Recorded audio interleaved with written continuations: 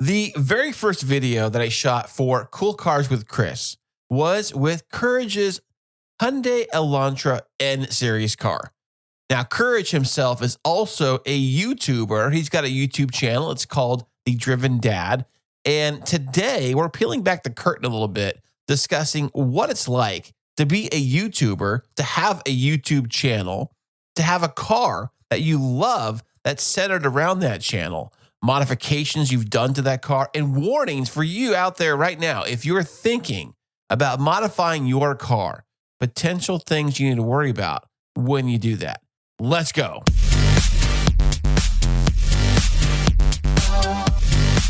Okay, what's happening? I am back with Courage. Courage himself, the big-time YouTuber. He's got millions, if not millions, of videos.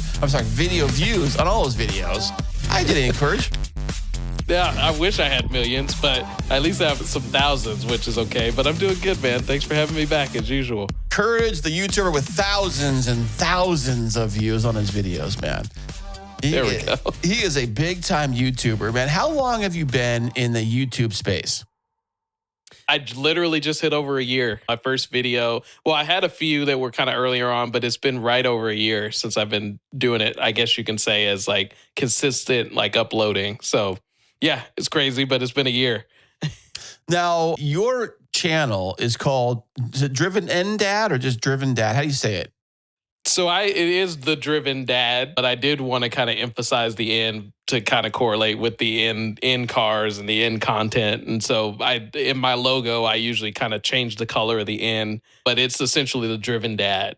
Funny enough, real quick thing on that is that my original YouTube channel, and there's actually one video that still has it on there, but was originally called Cars and Kids or Cars and Kids.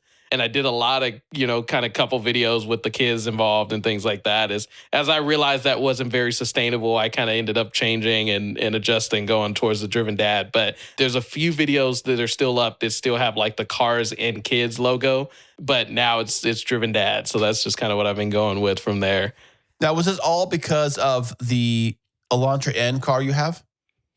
It was sort of a catalyst. It was the catalyst to kind of make the move, but I owned the car, I think, a year and a half before I ever really started, like, even really posting about it. I never really posted a lot on social media on it. I didn't have a YouTube channel. So I had the car for a while, and I'd gone to like Cars and Coffees and things like that here and there. But there was a certain point towards that like year and a half, 2-year mark where I started thinking like, man, I should just make content on this. Like, part of me was like, yeah, like, but everybody has a car YouTube or everybody has a car content page or whatever. But I just thought that there was something cool about how I was getting out and doing things with the kids and going to these Cars and Coffees and things like that I just wanted to start sharing. And that's kind of when I just jumped into it and said, just do it. Let's just go ahead and try it out. So your Hyundai Elantra N, what year is it? When did you buy it? So it's a 2022. I bought it in 2023. So it was used. It had 5,000 miles just over when I bought it. But yeah, that's kind of where it's at. It was the newest car that I had ever purchased up until that point. But really? Yeah. Every other car I've owned has been at least 10 years old, if not more. So no way. I had no idea. What a trip. Yep. Yeah, I've owned mostly, I've owned a lot of used cars, but I think in recent days I've owned newer cars or new cars. I think my 370Z was the last used car I bought. Mm-hmm. And yeah, before that, my last 3 trucks I bought all 3 of them were brand new when I bought them. So you bought it used in 2023, 5,000 miles. The previous owner must not have liked the car very much because only 5,000 miles turned it in. Maybe was it a lease or something? I've sort of toyed around and asked that question myself because I don't see them for sale very often. And a lot of times, like if they have been there, they just have about dealer miles. Like they don't have a lot of miles on them. But I don't really know why it was sold that quickly. And it was at a dealer locally here and had its inspection and everything done. So everything checked out with it. But yeah, maybe, I mean, the one thing that it is a theory is that a lot of people kind of get the N cars specifically because it's like the top tier of the Elantras. They're like, yeah, if I'm going to get an Elantra, I want to get the best one. Yeah, but it depends who you are, though, because like a mom has got like 3 kids or whatever. She needs a car. Yeah. I don't think she cares about that or would want to drive that anyways. No, and I think this may be particular to like people that might like cars, but they aren't necessarily maybe looking for what like the end portion of the car does. Like the bucket seats are not necessarily, if you really do a lot of long drives and you're in the car a lot, like the bucket seats aren't really conducive to sitting in a long time. I mean, the suspension is a lot harsher than getting the inline version that's actually more of like the commuter car type, kind of luxury car feel. And there's other thing like the exhaust. The exhaust is loud no matter what mode you're in. Even in eco mode when you start it up in the morning, it's loud. Like I think some people end up buying that car thinking that it's, yeah, I'm getting a sporty car, but it's still going to do everything I want to do on a daily basis. And there's other options if you're looking for that. You definitely compromise a bit more towards that performance-y side if you go with an in car. And I think some people kind of have that reality check at some point, to be totally honest. Yeah, or it could be a financing thing too. That's the other thing too. 100%. They could have got the car repoed or something taken back, or I don't know. I mean, I've heard stories like that where you think you have financing and then you go there, you get the car, then like a month later, they don't get you financing and they got to turn the car back or whatever. I'll have to do an episode about financing in the future, how that works with cars and things like that. 5,000 miles would have been a lot of miles to put on there. Hey, that's 2 trips. That's like 3 trips to Vegas or whatever. That's true. Yeah. It easily can be done. Drive it to death or drive it around. So you bought the car used. So did you get kind of discount when you bought it used like that? No. So around when I bought it, these were really going for about MSRP. Some dealers were actually doing markups on them, which there's that whole deal where there were a lot of markups on a lot of cars. But these particularly, like Hyundai dealers, were getting a bit greedy. And, they knew that this was a kind of a more special car than Hyundai had been doing before. And so they had dealer markups where some people were charging an extra $5,000 on top of MSRP and just kind of silly things like that. But essentially, outside of taxes and other things, like I was able to get it for about MSRP, which at that time was about 36. I think it was 36 all in all. And then obviously you tack on everything else. And it was a little bit. Yeah. But yeah, luckily I didn't have to be in the camp of the high MSRP or the high market adjustment, type situations. Right. So you have this car now, and at what point after owning the car, how long did it take you before you decided to start the YouTube channel? Yeah. So that was about a year and a half, I'd say. For a year and a half, I didn't really do anything modification wise to the car because I just thought it was a great package out of the gate. And I wasn't really doing a lot of I did take it to some small little tracks here and there, but I wasn't doing a lot just that was conducive to making content. And so it was, it was a stock car. I drove it around. I got the windows tinted. It took me about a year of owning the car before I even got the windows tinted. So I call it fish bowling it for a whole year before I actually did that. And, that after that, and, after I started maybe going back a little bit more to cars and coffees here and there, getting a slight positive response to the car, I started kind of doing a couple of little small modifications. And yeah, like I said, about a year and a half in is when I decided I want to just start putting out content about the car. I think that this is an underrated car that people don't really know about. And I was proud of it. I thought that it was something that people would be interested in. And that's when I kind of made the jump. So what kind of YouTube content do you normally watch on YouTube for inspiration, things like that? That's a good question. I did kind of enjoy the vlog style of content a bit where it's not necessarily a full on tailored topic situation. It's a little bit more day in the life, type situation. And if that person's, life is interesting, I kind of gravitated to that a bit. But over time, I think I've started to kind of look more towards content that had some kind of topic around it overarching, but they were still able to kind of bring in these more, I guess you can say generic or genuine moments into it. And I think right now that's what I really appreciate is where car reviews are cool, but when it's just a car review, there's not a lot to it. When I felt like there was something that individual YouTuber or that group of YouTubers kind of brought to a topic, but then brought in their own personality to it, I really started to gravitate to things like that. And that's really become a big inspiration for me now is people that really can bring their personality into the mix. Yeah, and I think with a lot of this kind of stuff, it's you almost get like the two types of content creators. You get the type that is all about the personality, day in the life. Here's me making coffee. Here's me getting gas. Here's me at the store. Here's me doing all Yeah. this stuff.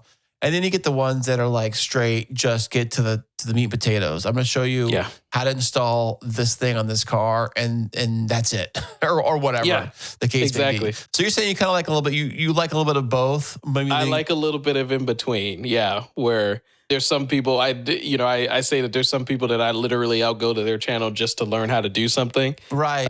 And there's other people that I'll go to the channel because I'm just curious about this adventure that they had or something, a story that they were intertwined in that they're telling about. So I would say that's like the two sides of the coin in terms of content that really gravitates with me. And so when you do your show, it seems like a little bit of both, I think I would say, with your channel. You show your car stuff, you show stuff like that, but you also show you at the track and you driving at places, and you have tons of different like camera angles and different shots and different things. And so when you do decide to do a content for an episode, do you have to like write the stuff down and figure it all out? Do you have it all mapped out in your head? Like where does it start? Like how do you begin to even start an actual YouTube video? Yeah, I mean it's an interesting process, and I'll say I have two different approaches with YouTube. As you know, there's long form YouTube content that's usually just like YouTube videos in general, and obviously everybody's now kind of gravitated to more of like the shorts type content. And so I have two different approaches to my channel where I approach my short videos as in the same process, I guess, as my long form content. But I'm a little bit more, I guess you can say, strategic with my short content because I know that is like that's short attention span. Like people are only going to want to gravitate to it if they feel like they're going to get like their value in watching a 2 minute, 3 minute, close to 3 minute video. And so I'll usually use those where I do actually write those out. I have a little like running notepad on my phone where I'll just like jot down ideas and I'll actually write out somewhat of my script. I never really follow it to a T. It's just more to like outline it and say like these are the points I want to hit. And I'll talk about more than just like the end content. I'll talk about different car brands. I've done some things on Ferrari and Lamborghini and Maserati and even Toyota and Honda. I've done a couple videos on those of just like facts that I feel like people don't know about. And so those I do write those out and I'm pretty strategic about. The long form content is like a little different where I just kind of look for either a specific event that I'm going to, or now with the end content, a specific mod that I'm installing, or, dyno in the car and things like that, where I then kind of build something around that. Going to the event, I'll start to film different camera angles and different things like that. But the overall idea is centered around whatever the general topic is for the video, if that makes sense. So, for example, if you're going to take your car in to get dyno tested, do you pack all your gear for that day, knowing you're going to videotape the shoot for that? Yeah. So and just to maybe just kind of share transparently, what I usually use for that is I have two different handheld cameras that I use. One's just kind of like a GoPro style camera, even though it's not a GoPro. And I use that usually for like just stationary driving shots or like anything like that it's really good at night. So if I know I'm going to be somewhere where low light is kind of a situation, I always have that little Insta360 camera. Shout out to them if they ever become a sponsor at some point for you.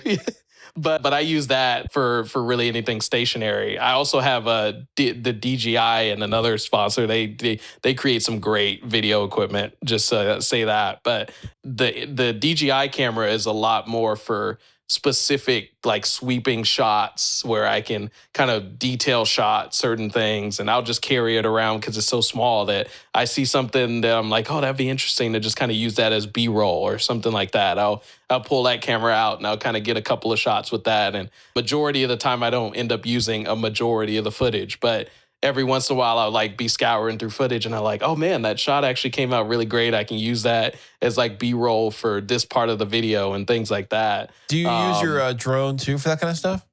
So the drone was newer. I didn't start using drone content and have a drone that I was using for a good probably 6 or 7 months of like starting the YouTube channel. But yeah, over the last couple of months, I had decided to just pull the trigger. Mainly, it was sparked by my trip actually out to Monterey Car Week this year in August, because I said, I think I need a drone. Like, I mean, Monterey is such a beautiful place, and I They always let you like film being it able there. to. What are the rules on that? There's certain spots of certain areas of Monterey that are no fly zones, specifically in like Pebble Beach area and stuff like that. But generally speaking, like as long as you're not like over people's property, like you can film. And the small drone that I have is very, very small. A lot of times people don't even like see it or hear it, because if you're high enough, you just don't even know it's there. And there's no setup to it at all. I pull it out, I get the camera, or get the phone set up, and I can just be flying, get a couple of shots in like 5 minutes, put the thing away, and nobody ever knows I'm there. Dude, I love drone. I love really professional drone videos. Like I was addicted for a while just on Instagram, just scrolling and saving these videos that were like these crazy drone, like epic shots of these mountainsides with waterfalls and like just flying around the beach with the waves crashing right in front of the drone. The drone's like getting splashed wet as the wave crashes through it, and just like all these crazy shots. Like, dude, I want to do that, But then you look at all like there's like, so first off, there's so many drones to choose from. Like, I don't even know which drone is what. And also too, like, do you have to get like certified to fly the thing now? So it's actually a really interesting thing, and not to derail us, but me coming back to making car content is actually a really kind of full circle moment for me, because when I was in college, I got into drones, and that was how I initially kind of got into like photography and videography. And I would go to Cars and Coffees, and I ended up getting a drone. I had like a big like Phantom 3 that I was using at the time, and I would take it, and I literally on my own, like I branched out and kind of started my own like videography company doing more like real estate photography. But my passion was like going to car shows and like getting shots of like the cars and different angles, and just putting together these like videos where it was usually like I wasn't involved in it. It was completely faceless. But I was just getting these like interesting shots of cars with drones, and I just enjoyed doing it, just finding the right soundtrack to put with it and filming it and putting it all together and editing it. And I stopped doing that, and I hadn't picked up a drone for about 10 years, give or take. But when I was doing that, I did actually have a certification. I had the Part 107 FAA certification to fly drones. And I was actually one of the first actually kind of in this area, because I was really doing this to actually kind of create a business out of it back in the day. I was one of the first in kind of the San Diego area to get the certification, and I was using that to kind of build everything off of. And the regulations got so crazy that I just kind of decided to put it down. But now we're in a spot where if your drone is under a certain weight class, you don't actually need a certification to fly. Nice. You have to be cognizant of different airspace and different things like that. Right. But yeah, in terms of a certification, if your drone weighs less than 240 or 250 grams, essentially, you don't have to have a certification to film with it. And that's basically, people felt like that was limiting, because, a drone that small usually doesn't have a very good camera. But in 2025, some of the drones that are that size have some amazing 4K cameras. And that's all I need for the content that I do, is just something that can get some quick, either spiral shots, or like I like to use the drone almost like a camera and do a lot of low shots and things like that. Yeah, that looks great. That, like, I've seen some shots that I don't know if you've done them or not, where the camera kind of comes in nice and slow and goes through the car. Yeah. Those are I'm super glad that you appreciate that, man, because that's one of my favorite things to do, is like try to find a way to like kind of bring the setting away from like whatever's in front of you, and like go through the car and then come out the other side. Yeah, I tried doing that with the selfie stick I have with my cameras and stuff. Just kind of mimic the drone shots and things like that. But you're doing great work. I mean, I would consider yourself a professional YouTuber. You are appreciate it, man. You're the YouTube man over there, and you're basically doing a lot of content for YouTube, and you design your show for YouTube and things like that. So when I come into this world, a different approach, I think. So I think I did things a little differently than the YouTube way, I guess. And Yeah. so I think with the YouTube way, things have to be constantly changing, constantly quick. You have to get straight to the point. I also heard that intros were not as important as they used to be. Making like fancy, and your intro looks great, by the way. I love your intro, your whole intro you've done with the different car shots and all that stuff. But Yeah.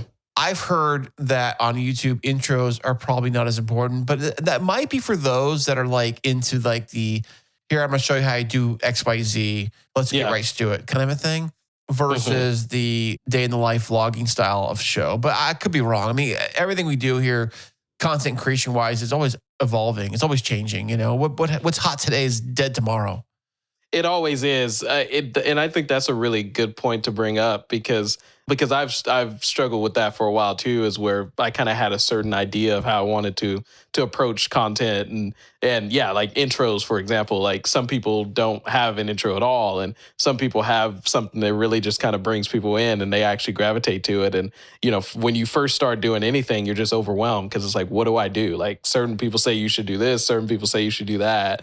And over this amount of time, and what I've really appreciated about the overall journey is that I've learned to be flexible in a way that makes sense to still keep sort of the idea of the channel intact, but just take little small liberties here and there to experiment and say like, okay, let me just try like maybe this approach a little bit different and do that enough where you start to, people still gravitate to their videos because it still seems familiar to them, but you're also kind of sprinkling maybe a little different sauce here and there to kind of see what people gravitate to a little more. But one thing that I think that really helps some of my my later content that I've been doing is that I noticed that if somebody in the first like 20, 30, or 40 seconds of the video, if they don't really understand what you're going to either share with them or teach them about in the video, they tend to not, like, the click-through rate goes down and the overall longevity of the video or them watching it goes down. And so I've noticed that like there's a certain limit to what I can do with like creative shots and things like that without either saying something in the video that kind of directs people to what it's going to be about, or just having something that points you directly to like, this is going to be the meat and potatoes of the video. But that's kind of like a teaser in the front, in the beginning. Like there was some videos I used to watch when I was big into watching a lot of car videos when I had my car, and that's all I watched was like 370 videos. And a lot of guys would have this like action shot, like they almost get in an accident or they do something, and then it goes into their intro, and then it goes into their like the vlog style shoot where it's like, hey, what's up, everybody? How you doing? Blah blah blah, and they go into their thing. But that whole like intro tease, like, did they crash? Did they not crash? What happened? Kind of thing.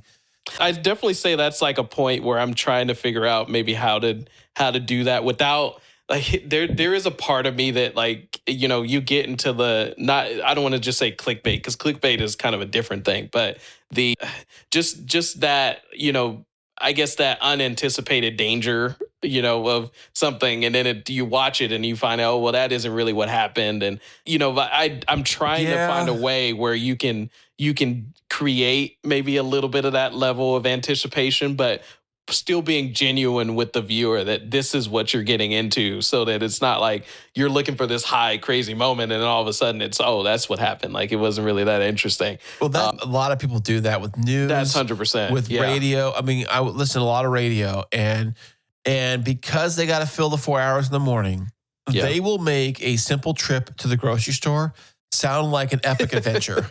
Yep. And it was like the biggest, basically the moral of the story was that something happened at the deli counter that was a little off, but it wasn't like I used to listen to these. I was so like, you cannot wait what happens next. Stay tuned. When we come back, we're going to tell you the most craziest thing that ever happened to anybody at the grocery store.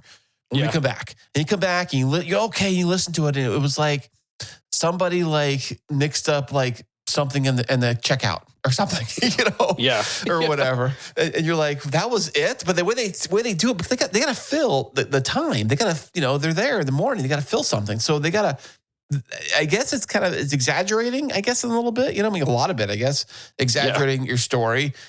But that's kind of the whole experience of it. And so when you're doing something like YouTube or even a podcast or anything really, is that you're taking the listener or viewer on this journey. Yeah. And you want to like have them, it's like a movie too. Like that's why movies are 2 hours long. Otherwise movies would be 5 minutes long, you know, Yeah. or they'd be shorts. Yeah. That's probably why shorts are so popular. Everybody loves shorts so much because they just basically cut out all extra crap. Just give me the stuff I need in the 1 minute or whatever it is, and I'm on my way to the next thing. There's no journey that you take the audience on. And I think, and that's one, and not to, sorry to interrupt you on that, but that's one thing where I tell myself in my head that I'm fighting for the long form content, because it really is like, you have to be willing to fail in the sense where, you know, a lot of my earlier videos, and I've actually kind of had to scrub my channel because there were like some videos that just like I thought were just the best thing ever and like my best ideas, and got like 20 views or something, and stuck there for a month. Yeah, but does it do anything for your channel? I mean, if it's there, it's there. It doesn't like hurt your channel. It's still there, does it? There is sort of I don't want to say an issue, but you know, I'm careful about it, because now like you realize that there's certain things that like a video can come back full circle, and you know, it could sit at, you know, 20 views for a year, and then all of a sudden for some reason it just decides to blow up and becomes this real thing. But you know, one of my reasons for doing that though is because I kind of realized the shortcoming of the video was that, again, back to that original point, was that I knew that it didn't have something that was really kind of sort of adding value in some way, whether it was teaching somebody something, or you know, just kind of showing them an experience or something that was going to stick with them. I started to realize like at that point I hadn't really developed that idea yet. And so there's certain ones where I'm just like, okay, that really just wasn't as good of an idea as I thought it was. There's others that I've kind of left it and said like, okay, I don't care that this has only gotten X amount of views. Like I still think, honestly, to be totally honest, like my video that I actually bought the drone for to go out and do the Monterey trip video, which was one of my all-time just favorite trips that I've ever been on. That video is right now, out of all the videos that I still have in terms of long form videos, is the lowest performing one on my channel. But I told myself I'm still keeping it there because I was so proud of making it. I had so much fun there, and the experience itself was something that I will always remember.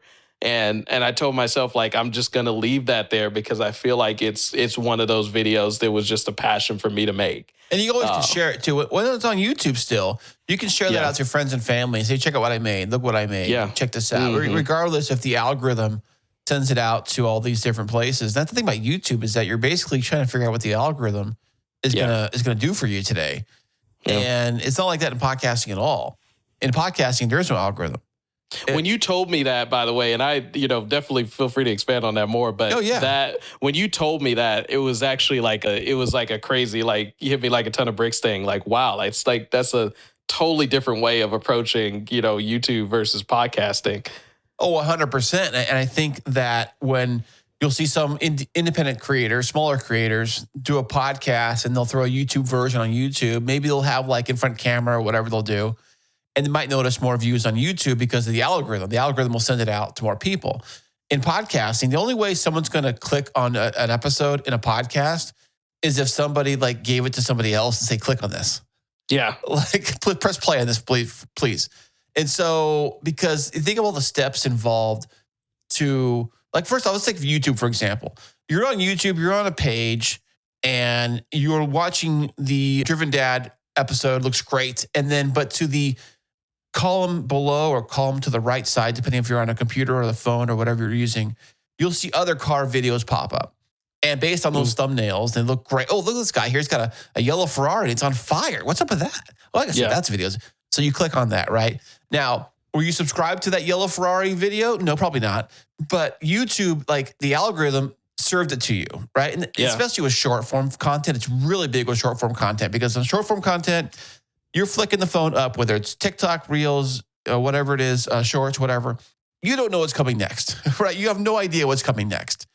Because the algorithm, it's like Russian, it's like roulette. Just throw a thing, it's throwing it in there.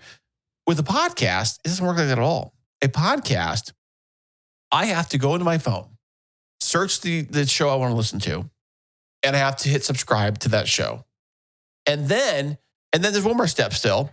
after it kind of like downloads the episode or current episode to my queue, I still have to go in there and press play.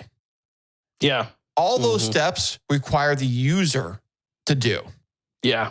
And that's the difference. That's why there's no algorithm. I mean, I guess there kind of is in the fact that like I can tell you about a show, go check it out, kind of a thing. But you yourself would still have to do all the steps to make that happen. I can't just like throw it in front of your face and say, watch this right now, or you're not leaving this app or whatever. Yeah.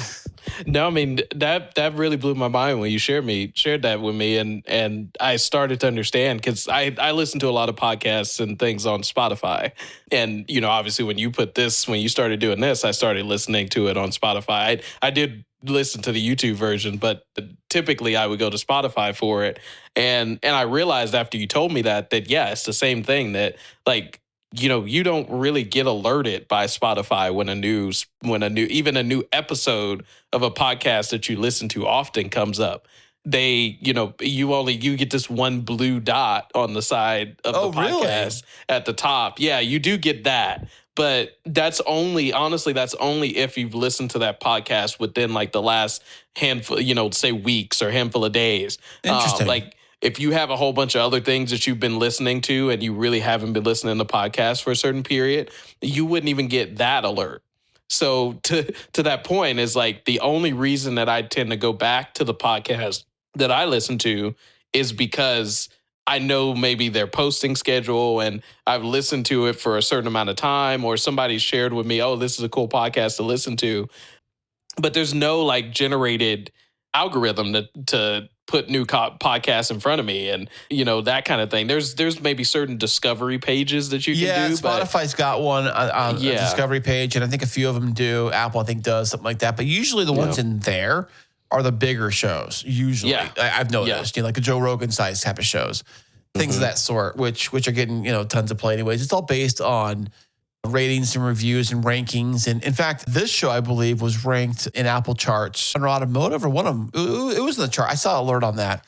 I was looking into that and I saw that. Well, check that out. And my other shows have been too. So the way the Apple charts work, as far as I understand, is that it's all based on subscriptions because they know how many people subscribe to the show on their own platform. So they base it on how many people subscribe to a certain show in a certain amount of time. So if you get a lot of people subscribing to a show all at once, like in one day, that particular show climbs higher in the charts. And of course, they can check downloads and things like that too. Play count, it's all in their system, of course. And that's the difference between like YouTube versus like podcasting. Is like YouTube's great and all, but YouTube is like keeps you all inside the YouTube spot, I guess. YouTube world. They want you there, and they want one thing that when because I actually took sort of this little small course on YouTube of like kind of building content and like how to really kind of be strategic about it. And the one thing they wanted you to commit to memory is that YouTube's goal is to find the right content to put in front of the right person at the right time.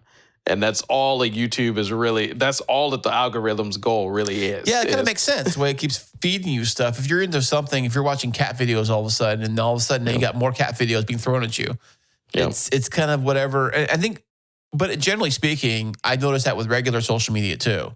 I noticed that with Instagram, with Threads. I've noticed with that too. If you like one or two posts of a particular type of post, that's all you start seeing is posts like not just their posts, like a lot of posts like that, from other creators. That's kind of the way it works. So going back to your actual car itself, the Hyundai Elantra N, what mods have you done to the car? First mod, what'd you do?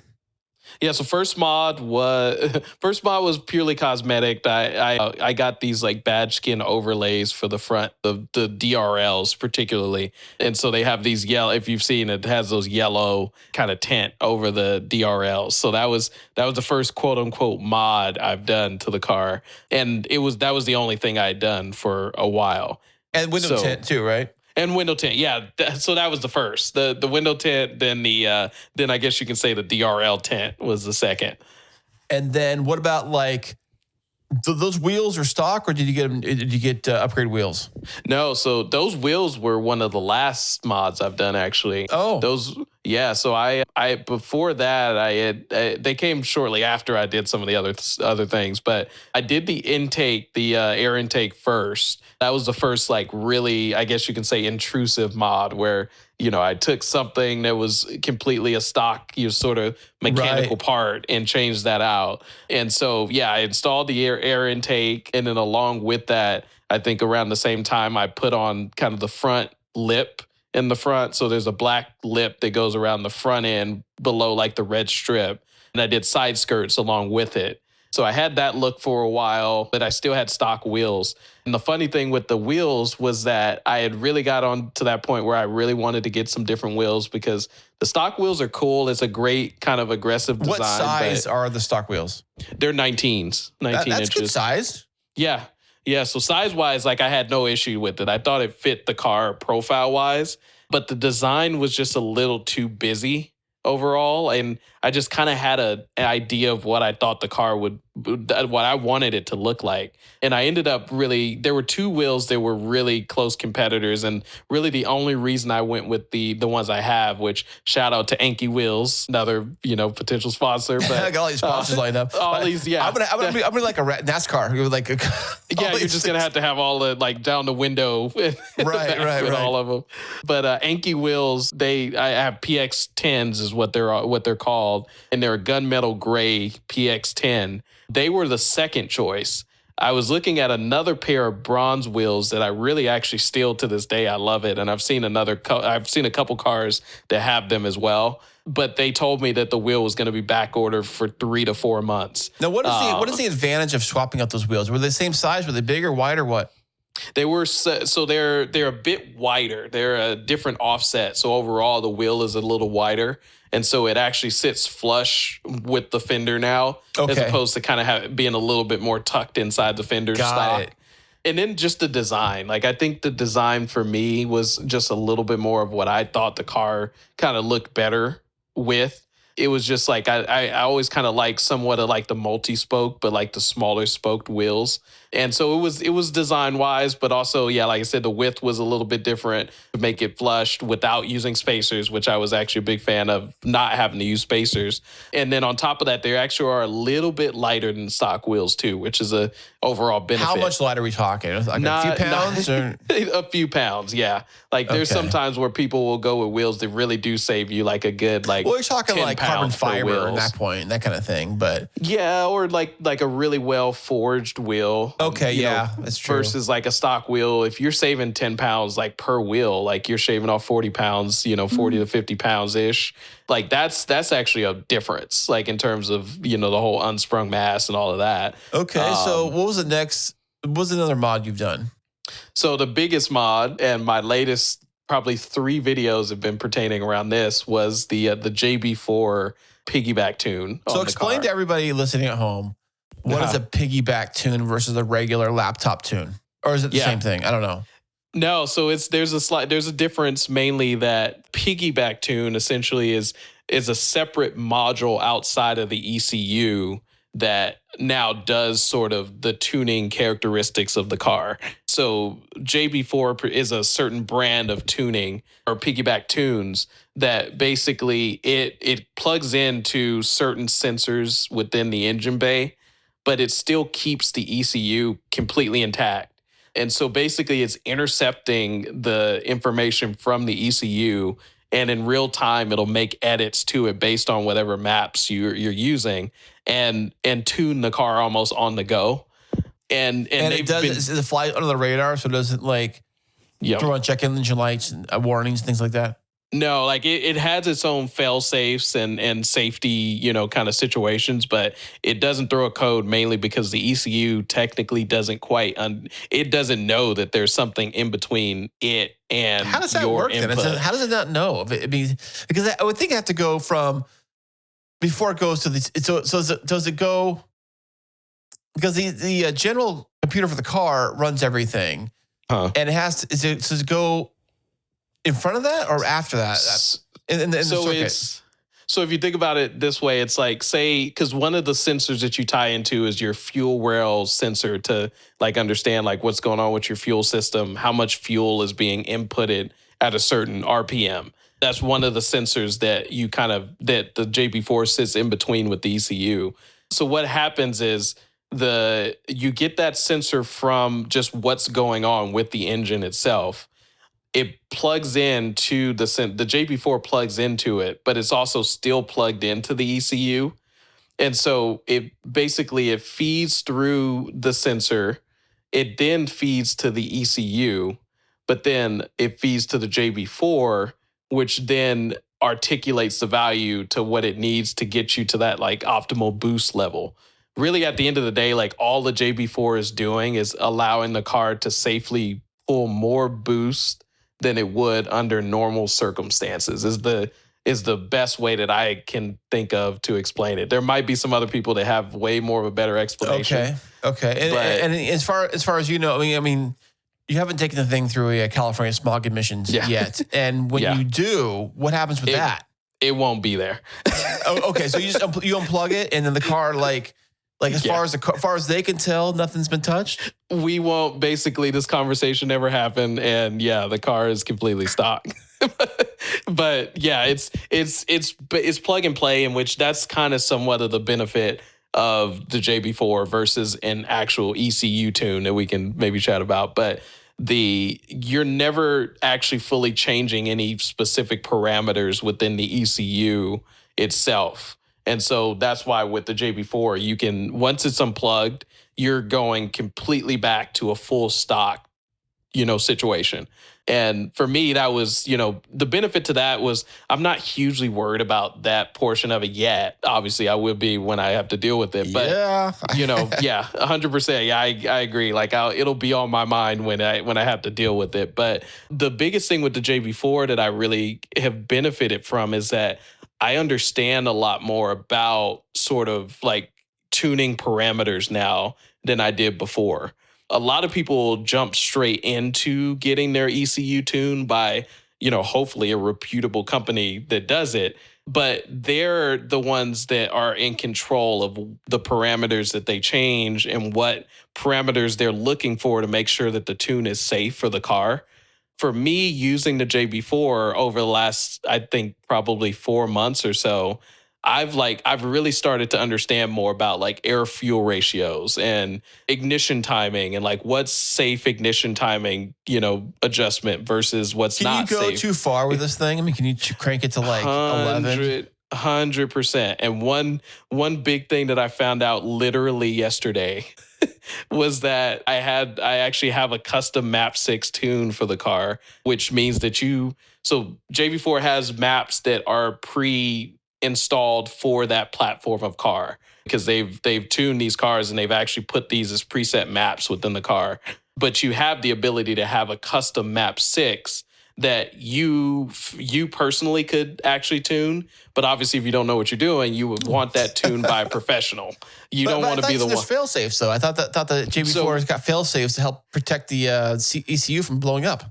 It does. And it helps other things from blowing up too. But it has those fail safes. But you can adjust those parameters, obviously, if you know what you're doing with it. But the guy who I had tune the car has a fail safe of, like, for example, for boost safety. It keeps the car from going anything over 25 pounds of boost, 25 PSI, and which is high. But right now, the like kind of sweet spot for the car is actually pushing 22 to 23 PSI. And that's actually like, even for people that are tuning the car is like, the car can handle it. Like the turbos, like, the turbo that they're using and all the other like internals they handle that boost pressure pretty well. But the issue with the N cars particularly is when they run in their fuel optimization mode, which is called octane learning. And that's stock with Hyundai. It's not a stock. This isn't a tune. Yeah, this is just stock Hyundai. And not to get too nerdy, but simply put, if your peak boost when the car isn't octane learned is about 15 to 16 PSI. When the car is octane learned with the stock ECU's capability, it automatically bumps that peak horsepower up to 19 to 20 PSI. And so with the custom map 6 that I had built out for me, it basically puts the car up to 20 to 23 PSI from non-octane learned status. So if the car Octane learns itself and you still are in that custom map 6 mode, basically just add 4 psi to that, and that's not a good thing. So you're hitting like 25, 27 psi, somewhere in there, right? If you didn't have a boost safety, yeah. If you didn't have a boost safety on, you'd be running closer to 25, 27, or close to 28 psi at like peak boost. No way, man. Yeah. So yesterday, because I thought that I put in enough fuel to get the car to forget its octane learning. And I was getting on the highway and I went to go for it. And I knew like you just felt it. The car like was like kind of holding itself back. And I looked at I always keep my like dash PSI viewing on. And I saw that it was peaking at 20 PSI, but I was in that map 6. And so it was literally, you could hear the car kind of holding itself back from going anything beyond 25 PSI. And it was a scary feeling. I'm not going to lie. Now I'm like really cognizant of that when I'm like switching between maps. If something were to happen, right? Mm-hmm. Would that be covered in warranty or insurance? Absolutely not. Oh, that'd be scary, huh? So, I mentioned this on one of my videos when I started going down this road, is that, I take full responsibility for, tuning a car, because, modding a car in any way is you're introducing compromises that were not part of the car when it was built OE spec. And so you're running a risk, no matter how like calculated you are. Like there's always a risk to tuning or doing any kind of modifications to your car. And there's always cons. Like there's pros to it, but there's always a con, no matter what. Right. And so I was pretty honest when I first started really getting into modding the car and creating content around it, that I try to be as calculated as possible around it, but things happen and I have to be the one to take full responsibility if something happens. And again, with this situation, this is another thing that kind of keeps me just a little bit more on my toes, where you need to pay attention to certain things like that. Is the car octane learn? What maps are you in? Maybe the best thing from now on is to always put the JB4 in a map 1 setting from start, make sure the car is in the right state, and then you can, adjust maps. But to your point, if anything happens with the car, essentially, we're figuring out what to do. Which, oh wow, I'm not usually taking the car to the track all the time. It's not always in its highest boost setting. I'm usually pretty calculated with that kind of stuff. But it's just kind of the nature of the beast. I try to be honest with that part of it. How much horsepower have you peaked at with this whole tune thing?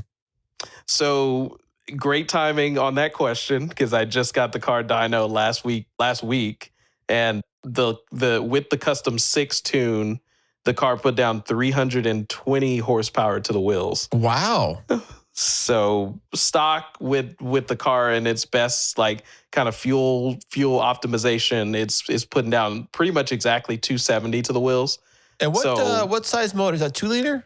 2 liter turbo. Yep. 2.0. Mm-hmm. Yeah, I think the Mitsubishi Evolution Lancer, I think it was also a 2 liter, that motor. A lot of those cars, around that, the Evos, I think the Focus RS, because that was the Focus RS and the STs, well, particularly the RS was one of like the most high horsepower, like 4-cylinder engines out there, like just on its own. I think it put down like 300. It was like rated at 350 horsepower from like a 4-cylinder turbo engine. But yeah, it's, that means it was probably putting down maybe like 300 or 310 maybe. What do you think the boost was on that? I don't know. That would be a good question. I might do some research on that. Yeah. Yeah, I mean, just before exploding. That's a boost. That's a boost level. Just before it blows. Yeah, just right there. Like, hopefully there's a factor of safety, but probably not. Like, right. Well, man, your car, man, it's fast, it's fun, it's convenient. You can do stuff with it. It can be a grocery getter. It can be a track, racer or whatever, or drag strip. Speaking of which, how are your drag strip times going along? How are you doing with that? I mean, have you smoked anybody or what? So, yeah, I was out there today, actually, and I had some guys come up to me afterwards. They had a built Subaru BRZ, that they swapped an LS motor No into. way. And it fit, yes. And I forgot what rear end they had on there, but it wasn't the stock rear end. And he told me they had dynoed it before today, and it put down like 510 horsepower to the wheels or something. The unfortunate thing is that he told me that they blew a trans today. Talk about an engine right here. Are we talking about a trans? Yeah, that's the joke I always keep hearing about. Yeah. Yeah. I walked right into that one, didn't I? But yeah, they blew the transmission today, but they have a backup there. It's a whole shop. They're pretty calculated. Oh in the yeah, whole deal. dude. If you have a whole shop and a crew, I mean, you could it's like whatever, it's like second nature. But, yeah, 100%. But yeah, I was talking to him after because weirdly enough, the car, when I go out to this 330-foot track that I go out to, drag strip out in Paris, I'm usually, my best time out there is like a 619 or something like that. Which, there's cars out there that are easily in like the fives. 1/8 mile? No, so it's shorter than an eighth. It's not exactly half of an eighth, but it's a little bit over that. And I haven't been to an 1/8 mile yet. I really want to go out to Verona because that's the closest one that's nearby. But the limitation with that car is the tires, and just with it being a front wheel drive car. Yeah. So the only way that I'm improving my times really into the fives is if I get like a pair of slicks to run up front. And that's really the only way to really kind of dial in and get like any better times what I'm getting, because putting more power down, like all you do is just spin the wheels. And so, but I'm able to keep up with some cars that you wouldn't expect that car to keep up with. And you also have a stick shift too, so you got to be shifting versus some of the other cars might be automatics. I had one guy that like I've raced against like multiple times being out there, and he rolled up one time and we were just talking in between sessions, and he said, "Dude, I didn't know this whole time that you were driving a manual 6-speed," and he was like, "Now I understand, like, because he noticed like there's times where I have to kind of let off and like kind of get traction back, shift gears, things like that." And he was even more impressed now with like how I was keeping up with him after knowing that it was a 6-speed, because yeah, like the DCTs, a lot of times they would put down power way better just because the torque vectoring and different things that it's doing. Right. But yeah, on a drag strip, like you really do have to be dialed in. And a majority of my runs, like I'm screwing it up. Like I'm either late or, maybe not shifting on time, maybe getting a little too much wheel spin. But there's a few times where I've gotten some really, really great runs and really dialed in the shifts, and it's worked out pretty well. What does it cost to do that, by the way? $40. How many runs you want, or how's it work? All night, yeah. You can do $20 and just do 2 runs, or and your you can car do $40 has to be like inspected or whatever, right? You have to wear a helmet and all that too. No helmet. That's the biggest thing, because I know at Verona you do. I've seen you have to wear a helmet. That's the main reason why, and I'm really going to do this for you as a big favor, because Street Legal Dragway is local, and they would actually probably sponsor this channel for sure. But they what do you call it? They are 330 foot for that reason, is because most of the time cars are getting up to about 60, 70 miles per hour. There are a couple of outliers that have been able to like get up to like 109 miles an hour in a 33 foot track, which is insane.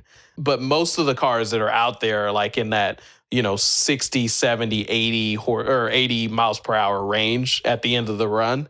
And so they don't have to have helmets because of that length. That's the rule. If it's not going fast enough. There's other like safety things that they've done specifically to make sure that they don't have to have that requirement.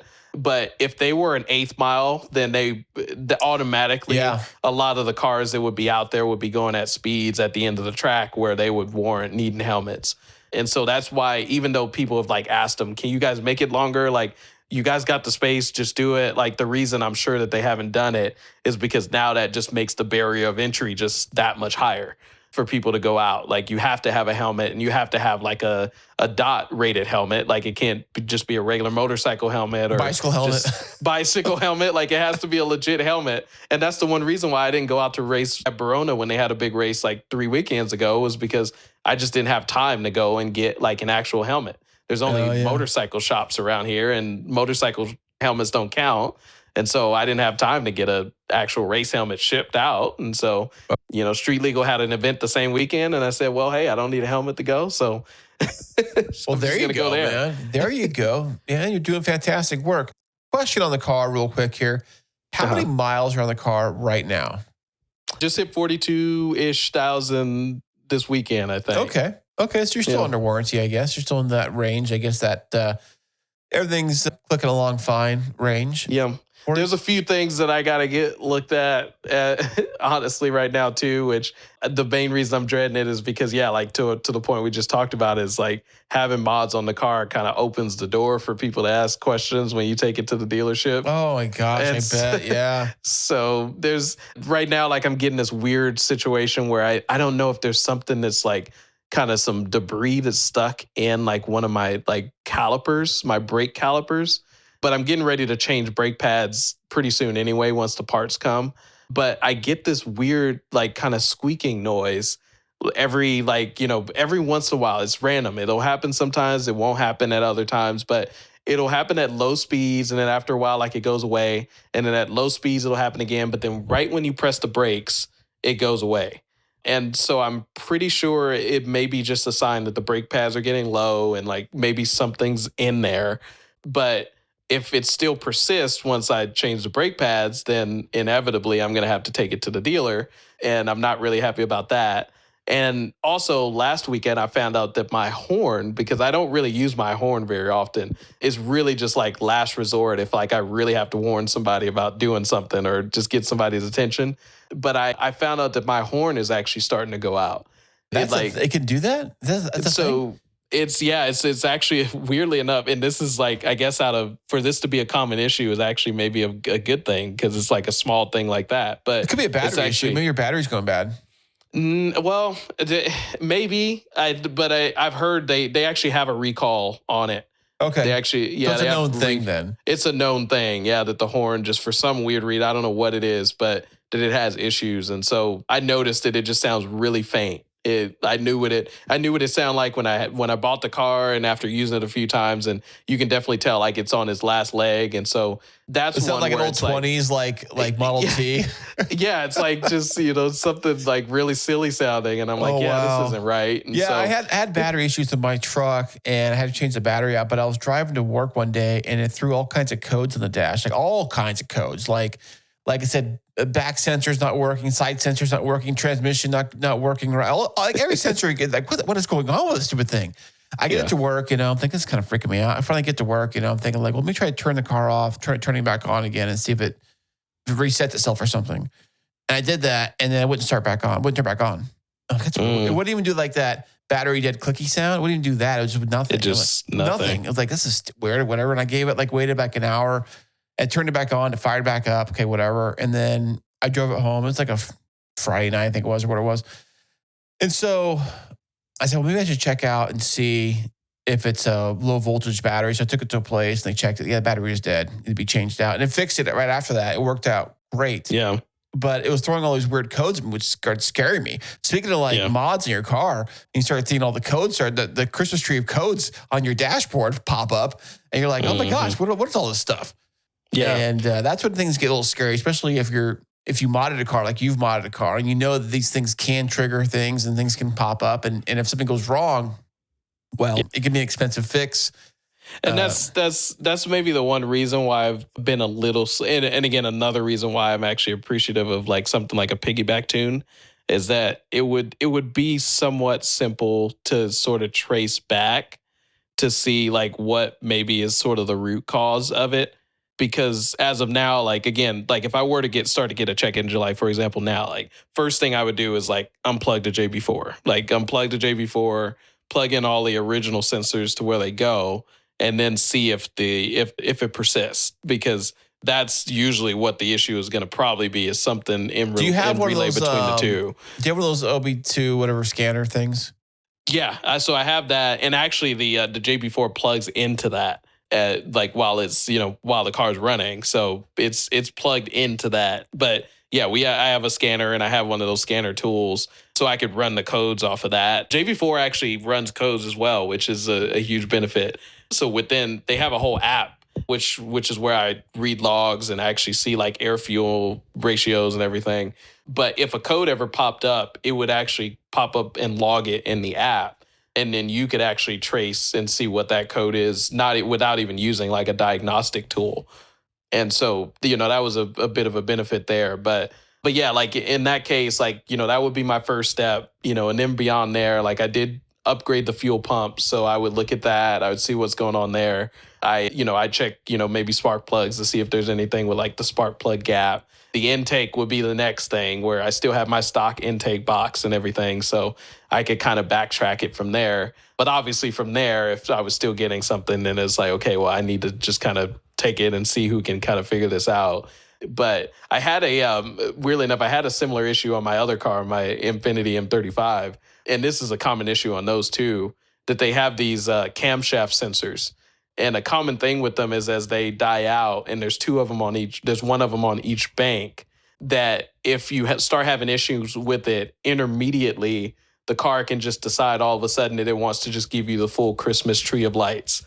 It's like, you'll just be driving regularly, and all of a sudden, like all your lights come on, like the car gets a little jerky. Just weirdly enough, like that issue never happened when I was driving, but it was always when my wife was driving. And I've had situations where she, like the last time that it happened, she said she was like on like a slight incline, and the car just decided like to go into that limp mode, and it wouldn't accelerate. Man. And I was just like bewildered, because I would drive the car the day before on a long drive and go do things, and nothing happened. And then all of a sudden that would happen when she was with me or without me, and she was driving somewhere. And so I changed out those sensors, which is the second time I've actually changed out sensors on that car for that reason. I've owned that car for like 7 years or something now at this point.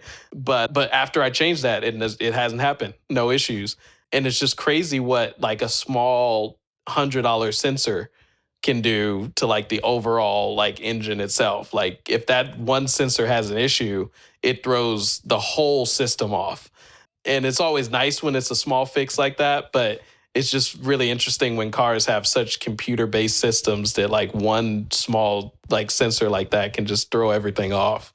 Yeah, I can imagine, man. It's the joys of owning a car, the joys of driving. And I think you have to know or have a decent mechanic in your close vicinity. I mean, to take your car to, and hopefully don't gouge you. Yeah. That's kind of the thing. You just never know. Sometimes I go to a shop, and like guys telling me all this stuff for the car, needs all this stuff. Like, okay, yeah, I think back of my head, I'm thinking, yeah, he's screwing me right now. He's totally screwing me over right now. I could feel it. Yeah, but I'm just gonna go along with. Kind of know what he's talking about. I'm like, yeah, okay, I got it. Yeah, okay, it makes sense. Yeah, of course. Yeah, and then you're figuring out, how do I like leave here kindly without offending the guy? Like, yeah. Well, I'll be back. Yeah, you said the unicorn in the muffler is making noise. Yeah, it makes sense. Yeah, totally. Yeah, I mean, of course, I gotta get that checked out right away. Yeah, of course. Yeah, I'll give you a call. Like, well, what is that? $1,000? That sounds about right. Yeah. Okay. Yeah. Yeah. No problem. I'll take care of it, man. Well, Courage, this has been so fantastic having you on the show tonight, stopping by, bringing your cool car and, talk about YouTube and talk about all your cool car stuff you've done with your car. And hopefully the car doesn't blow up on you. That's the ultimate goal, man. That's the ultimate goal. We're going to be safe as we can. But just want to say, Chris, appreciate you as usual. And I mean, Cool Cars with Chris, I know this was originally how we met, was, you starting this podcast up and highlighting folks with cars and the story behind it. And, I just want to say, for anybody listening out there in the SoCal area, you got to hit Chris up, because there's so many, there's a story behind every car.